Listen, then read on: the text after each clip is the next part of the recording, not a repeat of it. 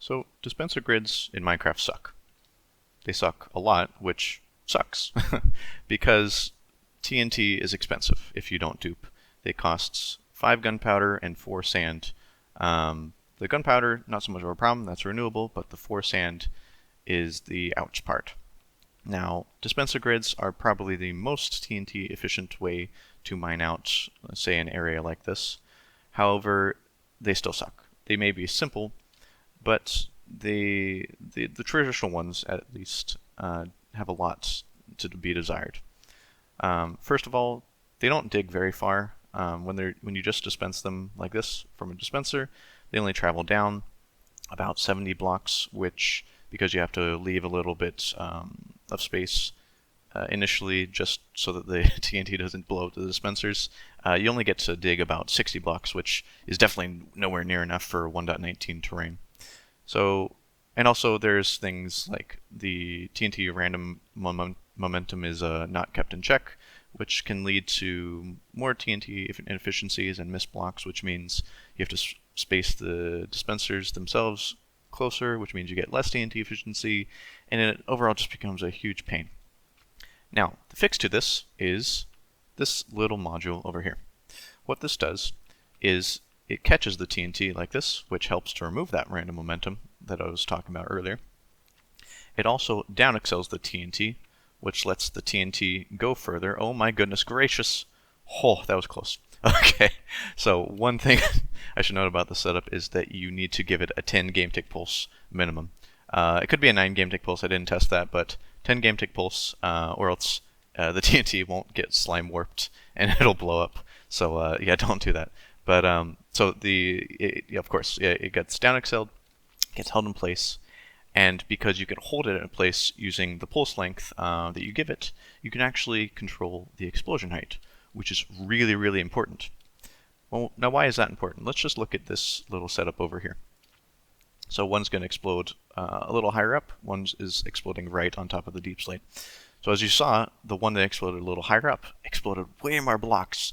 That means that the TNT use can be way more efficient than this little guy here. This only destroyed, what is that, 9 blocks? And then this one destroyed, what, more than like 3 times that easily. So controlling the explosion height is really, really important. Now that's what this system aims to do. Using this little brain here, it slowly decrements the pulse length that I give to all these dispensers to control the explosion height, so that every time the TNT does not explode flat on top of the surface that you're trying to destroy, it explodes a little further up, which greatly increases the efficiency, of course. Now, the minimum height that you want to build this above the first layer is 11 blocks up. You want this moss line to be 11 blocks above the first layer that you're trying to destroy. Otherwise, it has a chance to blow itself up, so don't do that. And this little brain here has quite a few inventories, but they all have signs which tell you which ones to fill. And what this does, like I said, it slowly decrements the pulse length that you give to the array. Now, it does that in steps of 2 game ticks, because stepping in increments of 1 game tick is really quite annoying. But stepping in 2 game ticks can still be done, since TNT, when it's down excelled like this, gains a momentum of on average just under 1.5 blocks per tick, which the math works out really easily, since then I can just subtract 2 game ticks from the pulse length that I give to the array every 3rd trigger. Now, obviously that isn't 100% perfect, but it's close enough to where I can just compensate a little towards the end of the dig, and you get a really nice clean dig overall. So let's just look at this really quick. So let me remove this too.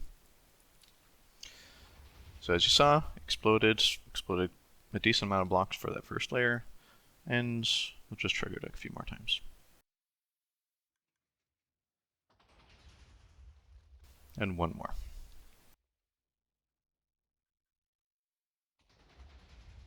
It's doing a pretty good job. There's no missed blocks so far. It's digging a good amount of blocks per TNT. These modules are spaced out 6 blocks between each in a row. as well as a six blocks between each row with with an offset, just so there's less chance that blocks are missed. There is still a small chance that blocks are missed with this setup, but it's relatively small, um, so that it shouldn't be too much of a pain to get the half a dozen blocks that are missed throughout the dig. Towards the end, you do get a few more, but that's only at the very end, so it shouldn't be a pain overall. Now I'm just going to start this bot up to click this note block automatically.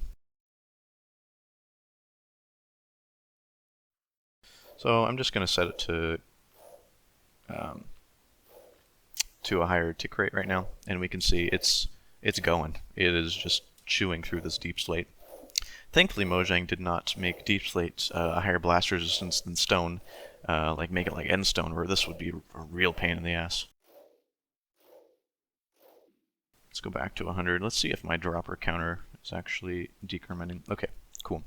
So this dropper counter is controlling the compensation that I was talking about earlier. So at about the at exactly the 78th layer of the dig, you can tell how far you are by how many items are in this chest here. It will add one item back into this little dropper delay circuit. Now, why is that? It's because, like I said, this isn't a perfect system, and this just helps to clean up those extra missed blocks towards the end of the dig. So we'll just watch this work for a little bit more.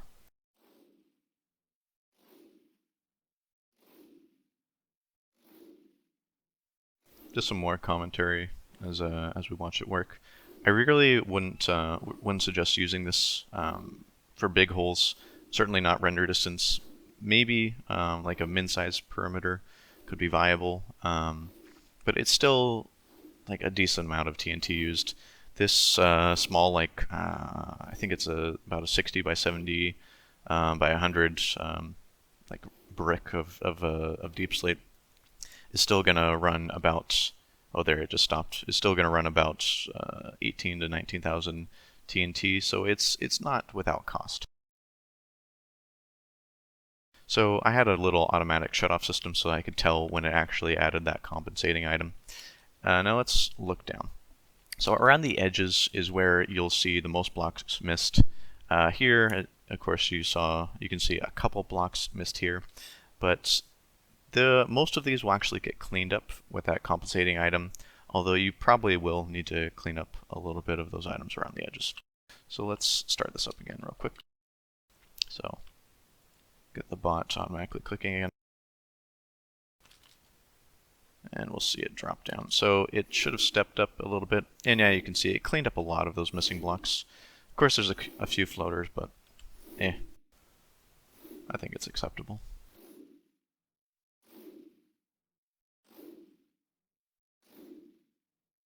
So as we get to the last, what is this, like 15 layers of the dig, it's going to start being a little inaccurate again.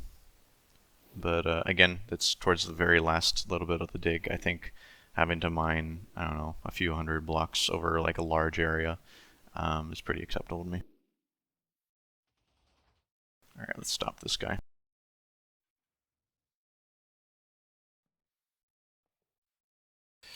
So there should just be, what is that, 2 or 3 more levels to dig. So real quick, let's just do that.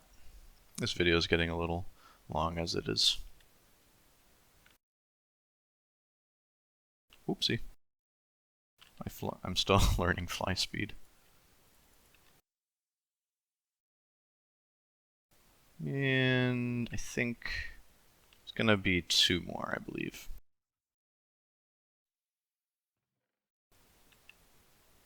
Yeah. 1 more should do it, it seems.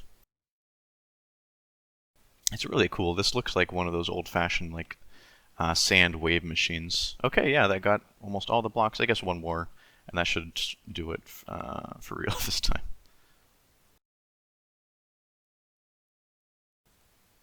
Okay, yeah, I don't think it's really going to get it much better than that. So out of that entire area, this is the blocks that you're left with to clean up.